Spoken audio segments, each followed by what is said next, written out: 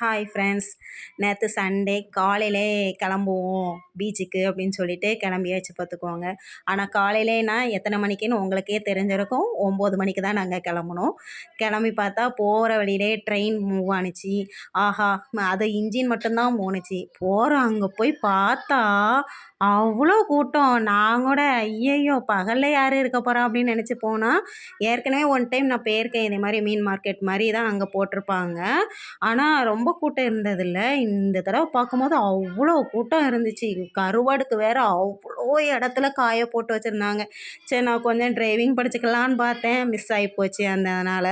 அப்புறம் நிறைய வகை வகையாக இறால், மீன், கருவாடு, ஐயோ பார்க்கவே அவ்வளோ கண்கொள்ளா காட்சியாக இருந்துச்சு. அவ்வளோ பெரிய பெரிய மீன்லாம் பார்த்தோம். அப்புறம் பசங்கள்லாம் சேர்ந்து கடலில் நல்லா கூச்சு விளாண்டாங்க. முதல்ல ட்ரெஸ்ஸோடு தான் விளாண்டாங்க. அப்புறம் ட்ரெஸ்ஸை பார்த்திங்கன்னா கலத்தி போட்டு வெறும் ஜட்டியோட விளாட ஆரம்பித்தாச்சு. அதுக்கப்புறம் இதுதான் நாங்கள் வாங்கின மீன் பார்த்துக்கோங்க. பாறை மீன் நல்லா செம்ம பெருசாக இருந்துச்சு.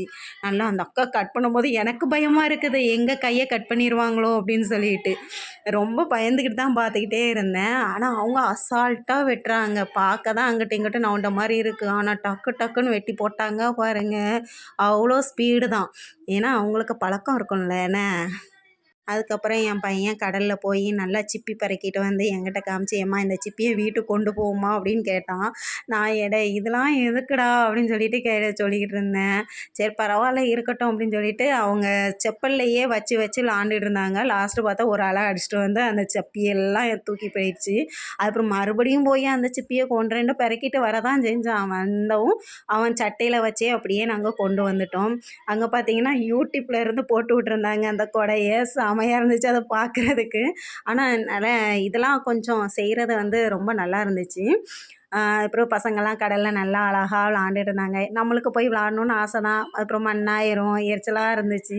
குளிக்க வேறு இல்லையா, ரொம்ப டென்ஷனாக இருந்துச்சு. போனோடனே குளிக்கணும்னு நினச்சா, போனோடனே மீனை கழுவுறதுக்கு தான் நேரம் இருந்துச்சே தவிர சமையல் பண்ணுறதுக்கு தான் நேரம் இருந்துச்சு. கழுவுறதுக்கு நேரம் இல்லை. போகிற வழி ஃபுல்லும் பார்த்தா ஒரே கறி கடை, ஒரே துணி கடை, ஏகப்பட்ட கடைகள் தான் நிறைய இருந்துச்சு. அதெல்லாம் பார்த்துக்கிட்டே என்ஜாய் பண்ணிக்கிட்டு போனோம். ஒவ்வொன்றா பேசிக்கிட்டே போகும்போதும் ஜாலியாக இருந்துச்சு. நீங்களும் என்ஜாய் பண்ணீங்களா? Bye friends.